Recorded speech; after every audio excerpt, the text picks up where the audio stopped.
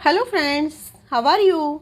आज मैं आपको ऐसी स्टोरी सुनाने जा रही हूँ जिसको सुनकर आपके रोंगटे खड़े हो जाएंगे। हिंदुस्तान में बहुत से लोग गाय मांस को प्रोटीन का अच्छा स्रोत मानते हैं, है ना। कई बार आपके आसपास या इधर उधर कहीं आपने देखा होगा, सुना होगा। तो कुछ लोग ऐसे हैं जो प्रोटीन का अच्छा स्रोत मानते हैं गाय मांस को। तो आइए एक स्टोरी के माध्यम से इसको समझते हैं। एक बहुत ही ताकतवर सम्राट थे। उनकी बेटी बहुत ही सुंदर थी। देवता भी सोचते थे कि उससे शादी की जाए। आसपास के राज्य महाराजा जो सम्राट थे वो भी सोचते थे कि शादी मेरी काश इस लड़की से हो जाए, इस कन्या से हो जाए। वो इतनी सुंदर थी कि उसकी सुंदरता के चर्चे त्रिलोक में और जगह जगह पर थे। सम्राट इस बात को जानते थे। जो उस लड़की के पिता सम्राट थे वो इस बात को जानते थे। एक पूरी रात को वो अपने कमरे में घूमते रहे। सुबह जब महारानी जागी तो तब भी वो घूम ही रहे थे। महारानी ने पूछा कि क्या हुआ, कैसे आप जाग रहे हो, अब तक ऐसे चक्कर क्यों लगा रहे हो, कोई चिंता है क्या। महाराज ने कहा कि हाँ, मुझे चिंता तो है अपनी बेटी के बारे में, अपनी बेटी को लेकर। मेरी बेटी के बारे में, मतलब जो लोग सोचते हैं, हर कोई मेरी बेटी से विवाह करने के लिए तैयार हो जाता है, तो चिंता का विषय तो है। महारानी ने कहा, ये क्या चिंता का विषय हुआ, ये तो अच्छी ही तो बात है। हमारी बेटी इतनी सुंदर है, हर कोई उसको चाहता है, हर कोई उसको अपनी पत्नी बनाना चाहता है। तो हर किसी की पत्नी थोड़ा बनेगी, लेकिन चाहता है जिसके नसीब में होगी वो चली जाएगी। तो महाराज ने कहा, नहीं, मैं समर्थ पुरुष हूँ, यानी हर कार्य में समर्थ हूँ, योग्य हूँ। और जो समर्थ पुरुष होता है ना, उसको दोष नहीं लगता, यानी वो कुछ भी करे।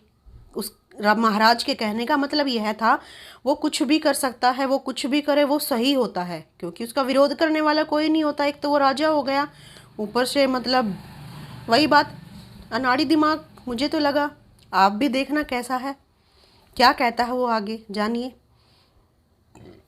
तो सम्राट ने कहा कि मैं समर्थ पुरुष हूँ और समर्थ पुरुष को दोष नहीं लगता। महारानी ने कहा कि क्या, कि हाँ, मैं समझी नहीं। कि मैं अपनी बेटी से विवाह करूँगा, क्योंकि मुझे कोई नहीं रोक सकता और मैं बहुत शक्तिशाली हूँ और मैं एक समर्थ पुरुष हूँ, तो मैं खुद ही अपनी बेटी से विवाह करूँगा। महारानी ने बहुत समझाया, लेकिन महाराज समझने के लिए तैयार ही नहीं थे। समझ पर तो पत्थर पड़ गए थे ना महाराज की। एकदम से मतलब कुछ ऐसी बात बोल डाली जो कि दुनिया भर में कभी कोई बाप ऐसा नहीं बोलेगा। लेकिन जिसकी बुद्धि भ्रष्ट हुई हो वो भला क्या कर सकता है। तो सम्राट राजसभा गए। वहाँ उन्होंने ऐलान कर दिया कि इस धरती का समर्थ पुरुष हूँ, अपनी बेटी से स्वयं विवाह करूँगा, समर्थ को कोई दोष नहीं। किसी में विरोध की ताकत नहीं थी। मुहूर्त निकाला गया। महारानी हो चुपचाप से एक महात्मा से मिलने के लिए गई। सारी बात रो रो कर बताई। महात्मा ने कहा कि विवाह से एक दिन पहले मैं आपके यहाँ भोजन करने आऊँगा। नियत समय पर महात्मा पहुँचे। जो समय दिया गया था उसी समय पर महात्मा ठीक समय पर पहुँच गए। उन्होंने 3 थालियाँ लगवाई। सम्राट को राजसभा से भोजन के लिए बुलाया गया। सम्राट ने कहा, कल मेरा विवाह है, आज महात्मा भोजन के लिए पधारे हैं, सब शुभ ही होगा, यानी सब अच्छा होगा। सम्राट भोजन के लिए आए, महात्मा को प्रणाम किया। महात्मा ने कहा, राजन, मेरे कई जन्म गुजर गए समर्थ पुरुष की तलाश में। सुना है आप समर्थ पुरुष हैं, आपके साथ भोजन करके मैं धन्य हो जाऊंगा। महात्मा ने थाली लगवाई। एक थाली में 56 भोग और दूसरी थाली में विष्टा यानी टॉयलेट था। महात्मा ने दूसरी थाली सम्राट के सामने रख दी कि भोजन कीजिए महाराज। सम्राट बहुत क्रोधित हुआ। बहुत ही गुस्सा आया। महात्मा ने कहा, आप तो समर्थ पुरुष हैं, आपको कोई दोष नहीं लगेगा और मेरी भी प्रतिज्ञा है जो वो पूर्ण हो जाएगी। कई जन्म की जो तपस्या है वो समर्थ पुरुष को देखने की, वो पूर्ण हो जाएगी। कीजिए आप भोजन। सम्राट ने हताश होकर कहा, मुझसे नहीं होगा।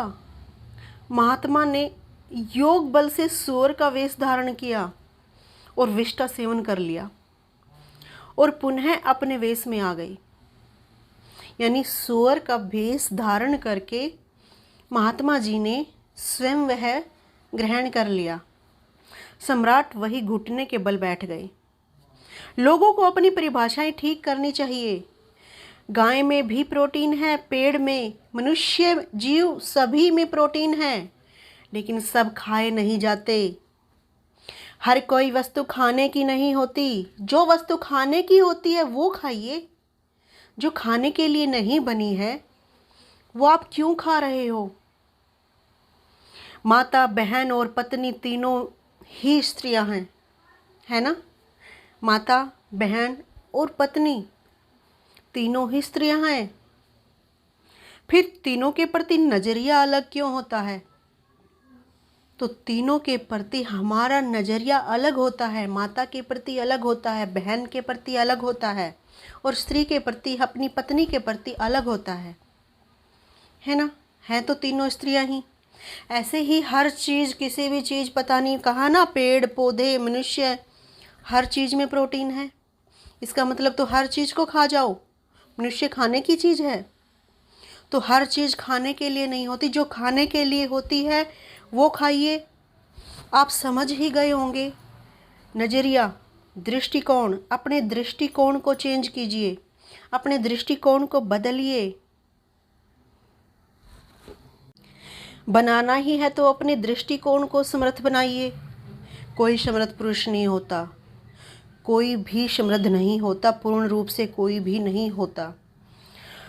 कुछ न कुछ कमी ज़रूर होती है, लेकिन मैं समर्थ हूँ, मैं समृद्ध हूँ, मैं स्ट्रॉन्ग हूँ, मैं ही हूँ जो हूँ, ये अहंकार अपने मन से निकाल दीजिए और थोड़ा सा अपने दृष्टिकोण को चेंज करते हुए स्मूथ हो जाइए। ज़िंदगी को आराम से जिए और अपने दृष्टिकोण को सही रखिए।